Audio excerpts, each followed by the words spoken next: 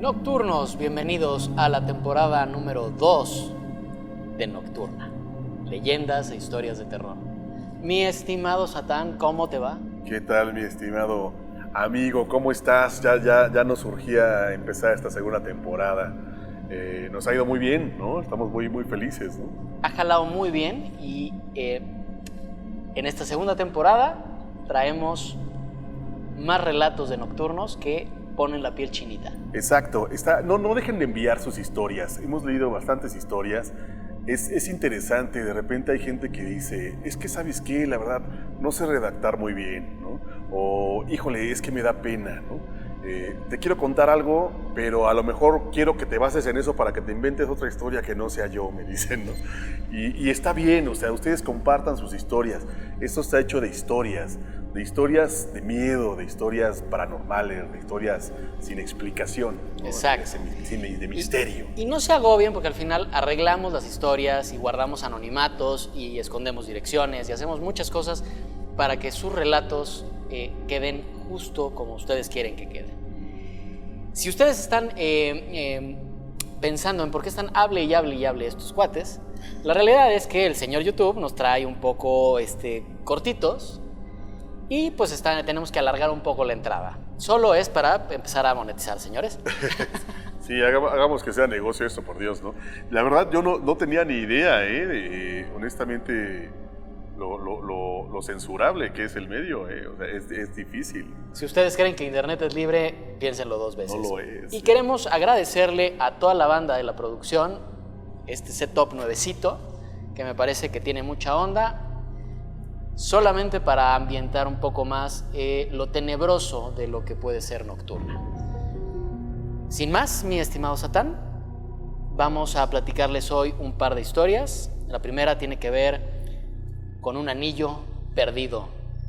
Y la segunda es un ente que vive en la oscuridad de las escaleras. Dicho esto, bienvenidos a Nocturna. Yo les voy a dar un tip que no les haya dado antes. Les recomiendo que escuchen estas historias con audífonos, en la oscuridad, ¿saben? O en su coche, ¿no? En la soledad. Se entiende más, le ponen más atención y quién sabe, a lo mejor mañana serían ustedes los que nos contarían una historia relacionada con esto, ¿no? Sigan mandándonos sus historias. El correo abajo en la descripción.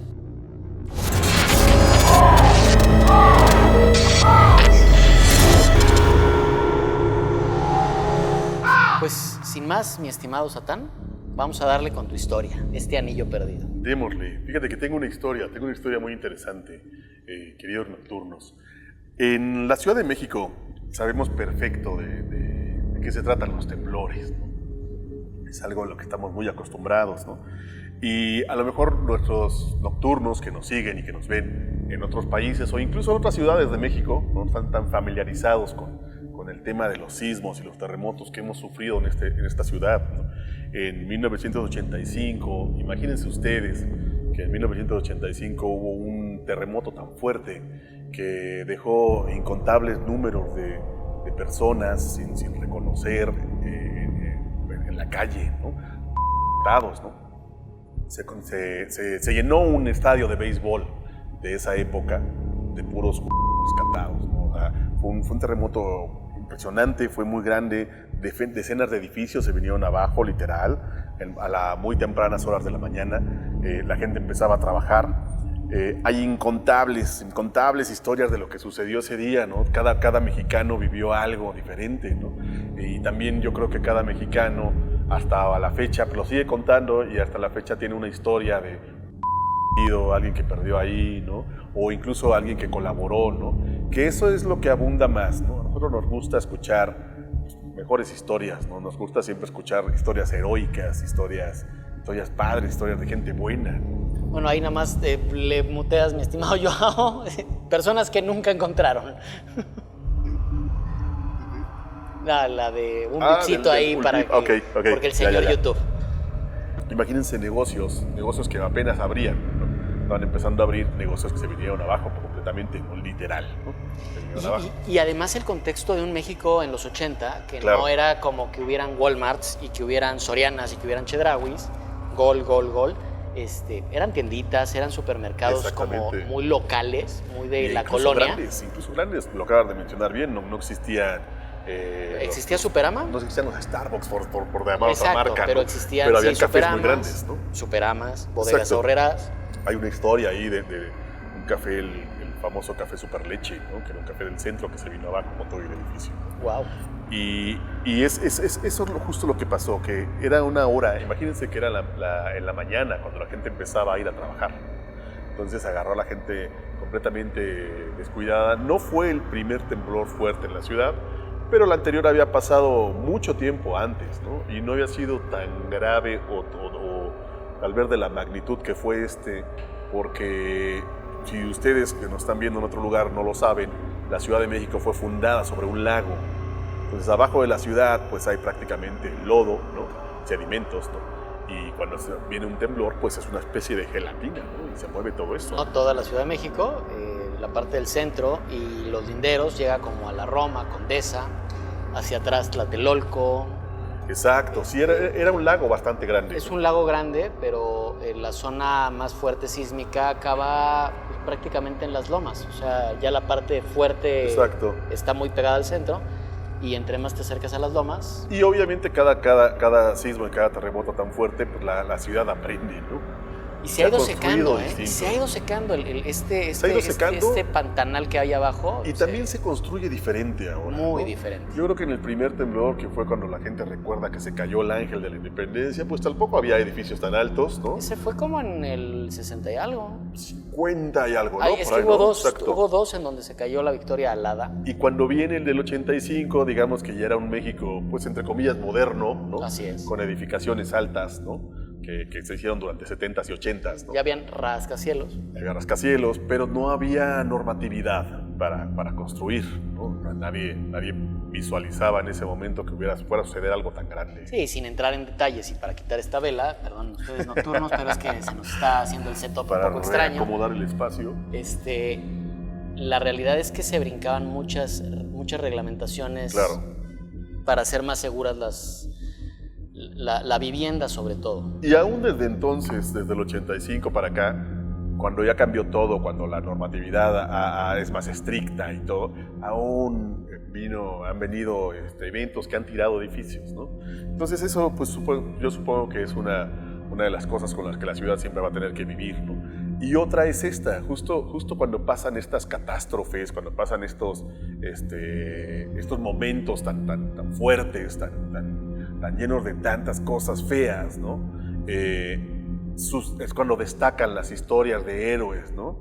Todo el mundo recuerda a docenas, a cientos, a miles de personas ayudando. Ahora los perros. Los perros, ¿no? En el 85 no existían, en el 85 toda esa fuerza que se creó ahí. Los topos nacen en el 85.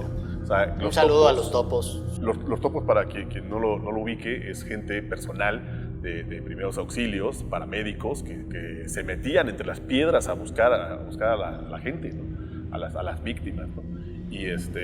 Y hoy ya son una asociación, ya es un grupo bastante profesional, que incluso cuando hay algún desastre natural en algún otro país, los llaman, ¿no? Y esas son las historias con las que se quiere quedar la ciudad, ¿no? La ciudad siempre quiere contar las buenas historias del día que nos levantamos dándonos la mano unos a otros, ¿no? Pero la realidad es que, queridos nocturnos, la verdad y la realidad es que somos seres humanos. Y los seres humanos no necesariamente y desafortunadamente no siempre somos buenas personas, ¿no? Incluso en la catástrofe, incluso en el momento más fuerte, en el momento en el que todos nos tendimos la mano, pues tampoco todo fue miel sobre hojuelas, ¿no? Existen muchas historias de las que mucha gente pues, prefiere no hablar, ¿no? Porque son historias vergonzosas, son historias tristes, son historias incómodas. Estamos hablando de un México en el que se vivía una crisis económica. Era un México que por mucho dista del México que es hoy, que digamos que aún no es muy parejo, ¿no? Pero era completamente distinto. Había un nivel de pobreza alrededor de la ciudad bastante grave, ¿no? Bastante Invisibilizado. grande. Invisibilizado, cinturones de miseria, en realidad, gente viviendo, les llamaban paracaidistas porque vivían donde caían, ¿no? Ciudades perdidas. Ciudades de lámina, casas de cartón, ¿no? Y toda esta gente vivía alrededor y toda esta gente, digamos que no perdió nada porque de entrada la parte en donde vivían no se cayó nada y tampoco había edificaciones, había casas hechas de madera y cartón. Sí, eran predios abiertos en donde se asentaban estas personas. Sin drenaje, sin de servicios. Hecho, en Santa María, la Ribera, por allá atrás por la calle de Naranjo, había un asentamiento irregular de personas entre edificios. Claro, sí, el espacio que quedaba. Y desde la azotea de una amiga mía se veía este asentamiento justo entre los muros de 2 edificios. Pues sí, en realidad es justo eso, era otro México.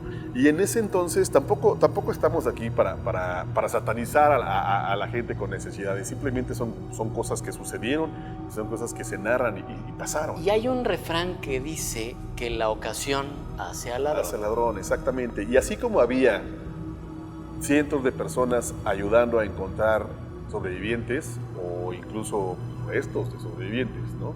Para tranquilizar a las familias, también había mucha gente que salía todos los días a buscar qué encontraba, literal. Después de eso proliferaron en la ciudad, aún existen, no digo que venga desde ahí, pero aún existen, ¿no? Y proliferaron los mercados de ropa usada, ¿no? De electrodomésticos usados, ¿no? O hasta dañados, ¿no? ¿Qué hacía la gente? Que no había redes sociales, no había manera de denunciar, no había manera de exhibir. Todo era mientras alguien te cache, ¿no? Entonces, si la gente estaba buscando a más gente, pues también había gente que estaba buscando cosas. Imagínate que se cayó un edificio con un banco, se cayó un edificio con un restaurante, ¿no?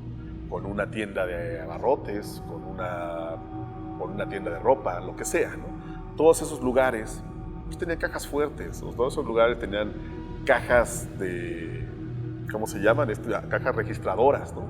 O sea, había dinero debajo de todo ese escombro, debajo de todo ese dolor, debajo de toda esa pesadez, había valor económico y había tentación para muchos, para los más humildes sobre todo, ¿no? Entonces venía gente incluso de otros lugares, por ahí hay algún documental que habla de eso, venía gente de otros lugares únicamente a ver qué encontraba. Ropa, entre los escombros, algún electrodoméstico por ahí, una plancha, ¿no? Algo de joyas, zapatos. Es triste, pero así sucedió.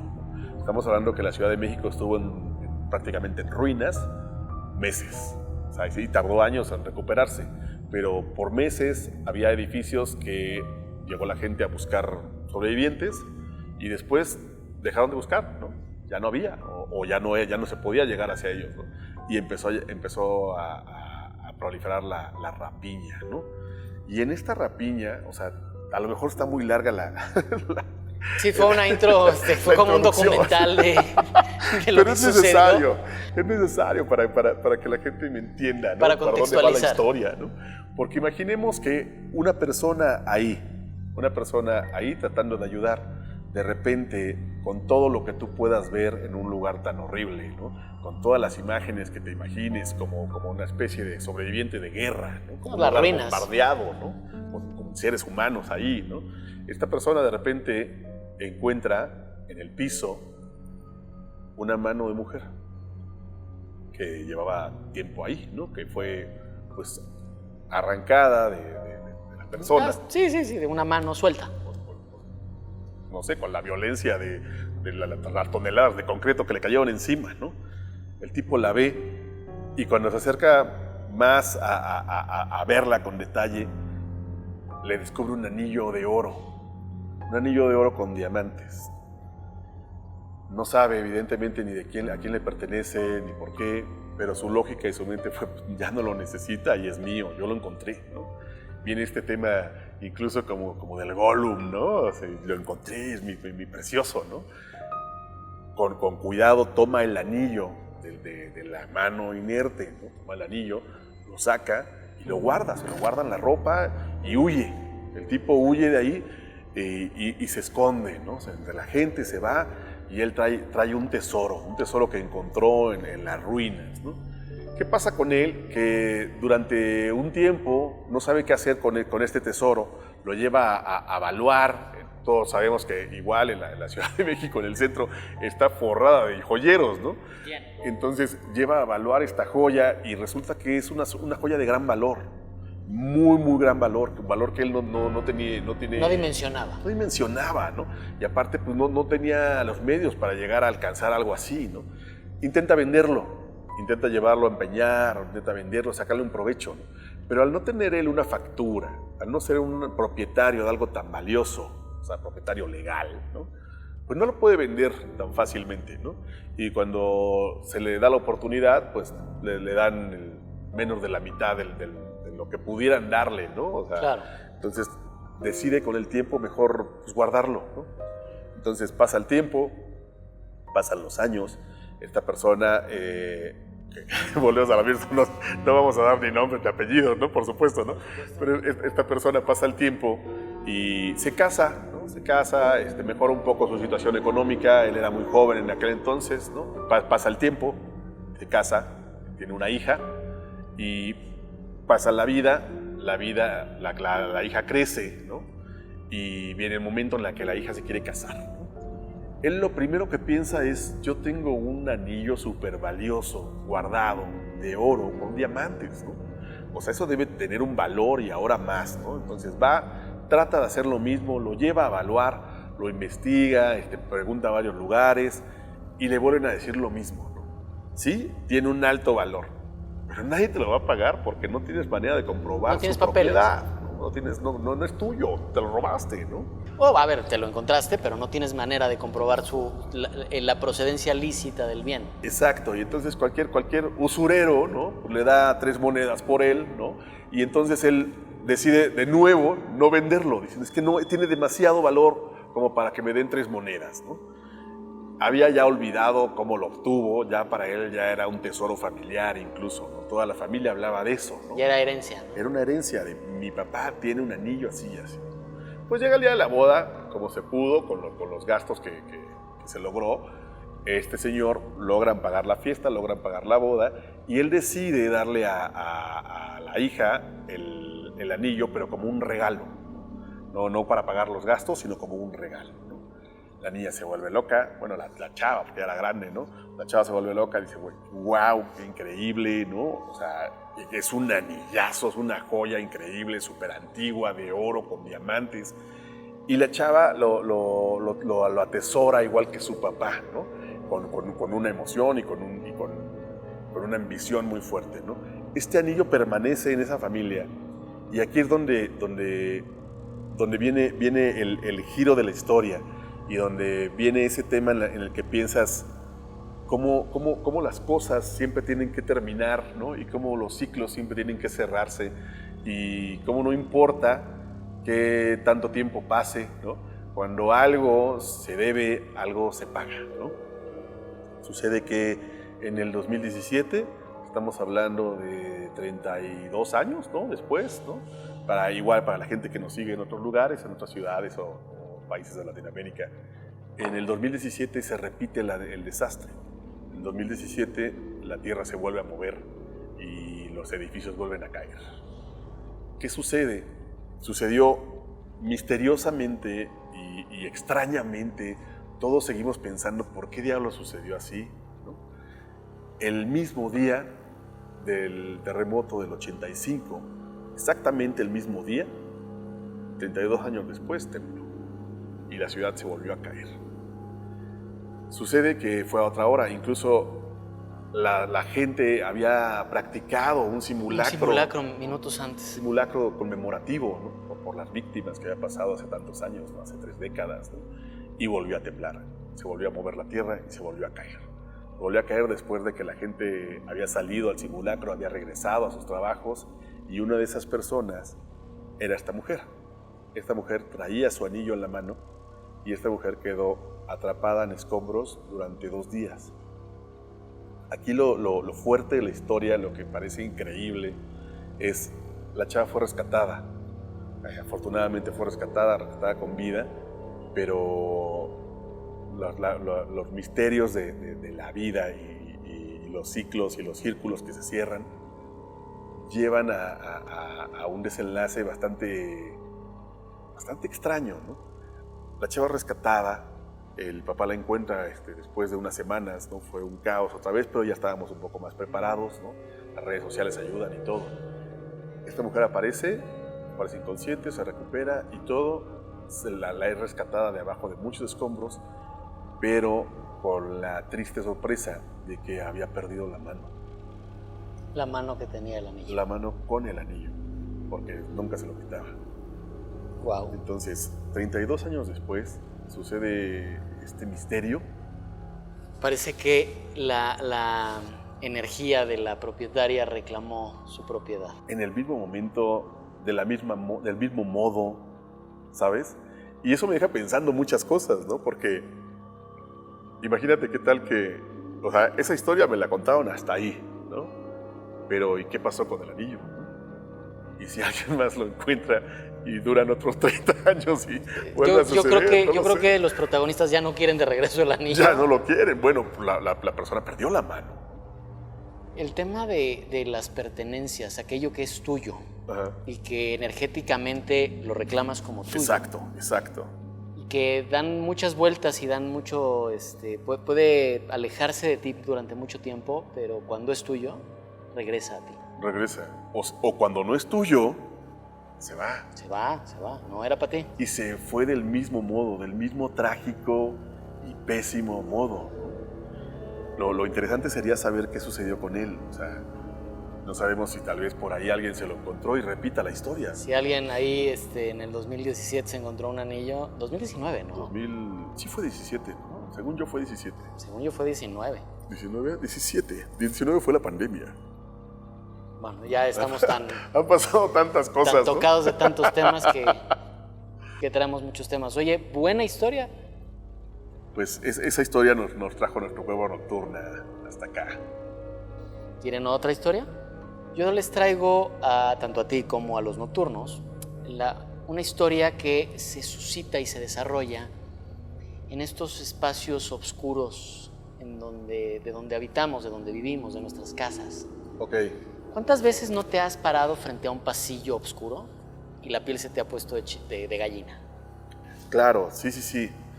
¿Cuántas veces de noche no has visto el closet de tu recámara entreabierto y este espacio negro que se ve ahí te ha hecho decir, ¡uy! Sí, es un limbo que no tiene ni piso ni techo, ¿no? Bueno, pues digamos que los seres paranormales, los seres que no son propiamente de esta dimensión, disfrutan de estos espacios oscuros.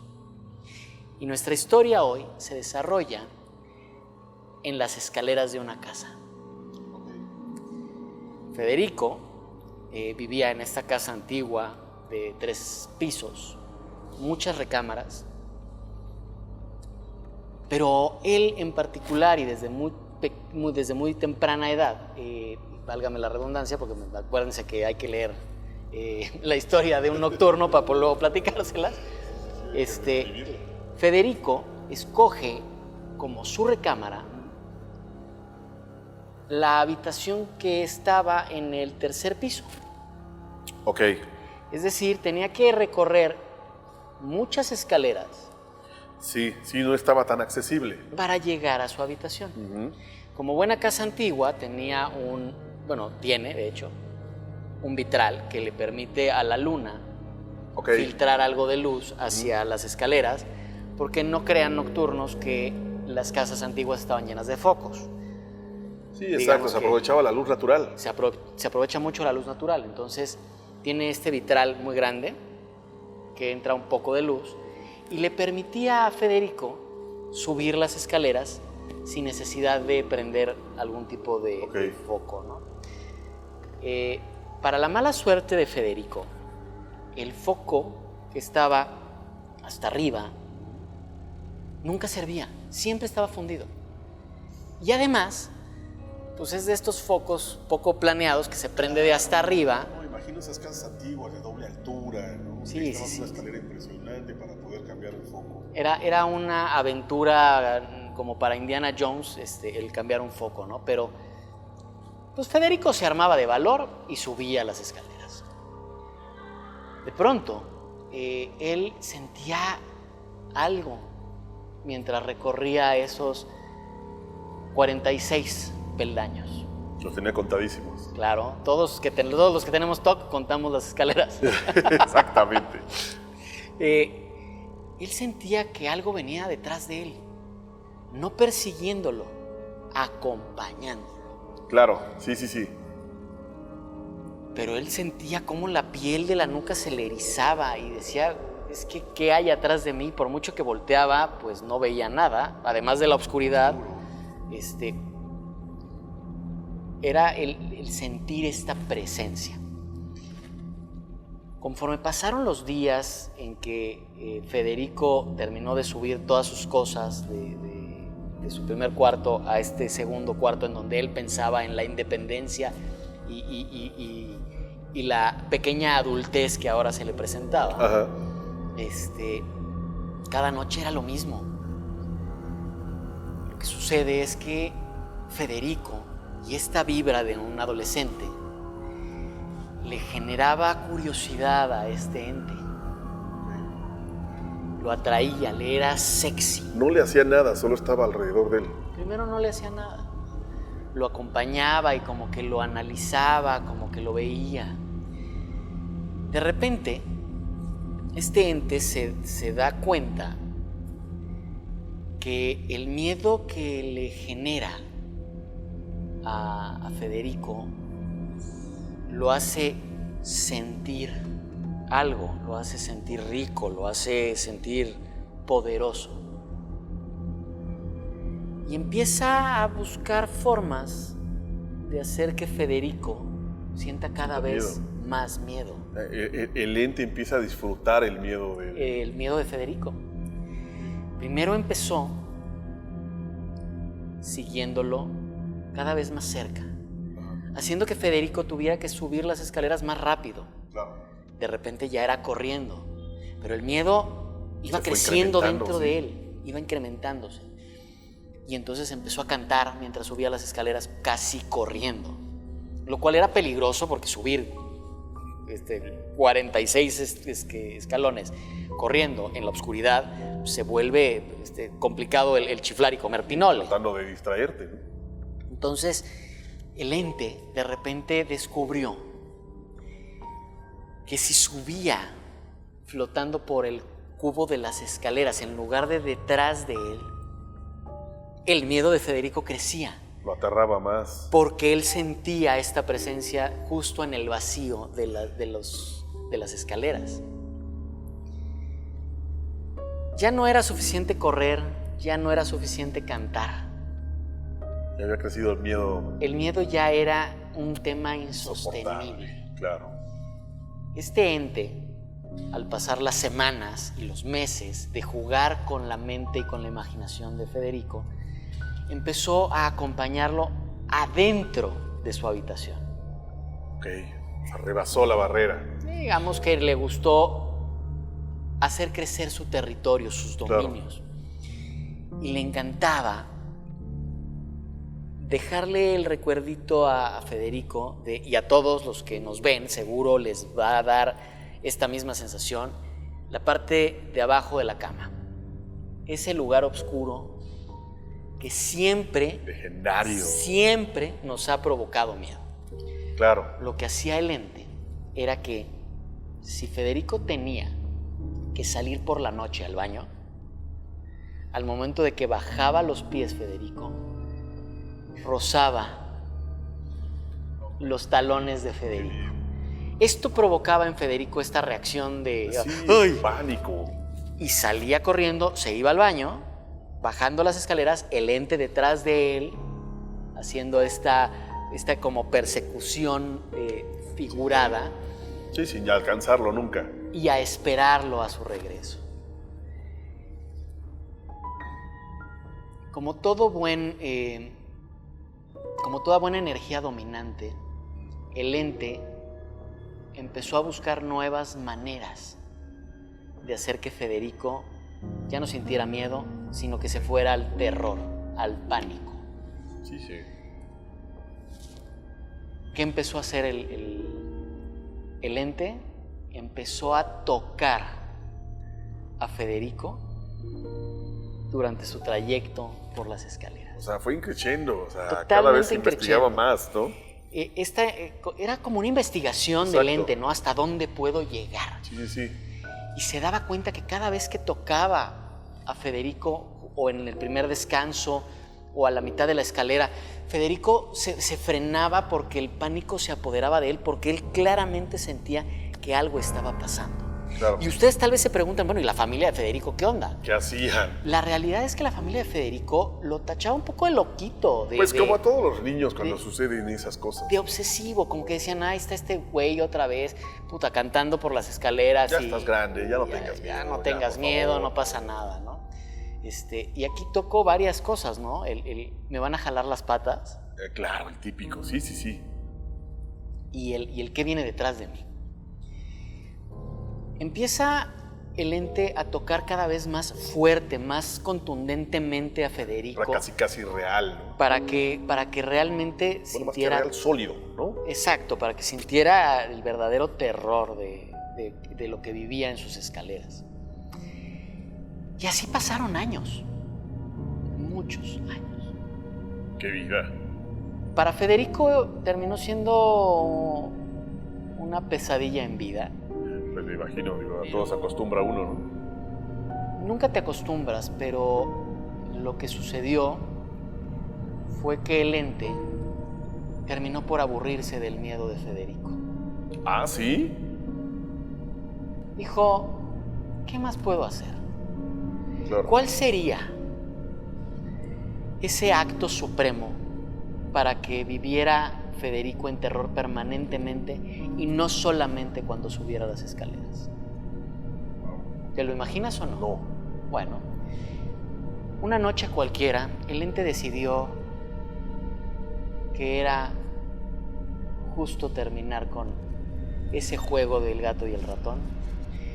Y como cualquier otra noche, Federico sube corriendo las escaleras. Esta vez no sentía al ente detrás, pero al llegar al segundo piso, el ente lo estaba esperando en el último escalón. ¿Lo podía ver ahora? No. El ente lo que hizo fue empujar a Federico, Darlo por las escaleras. dejando a Federico inválido en una silla de ruedas.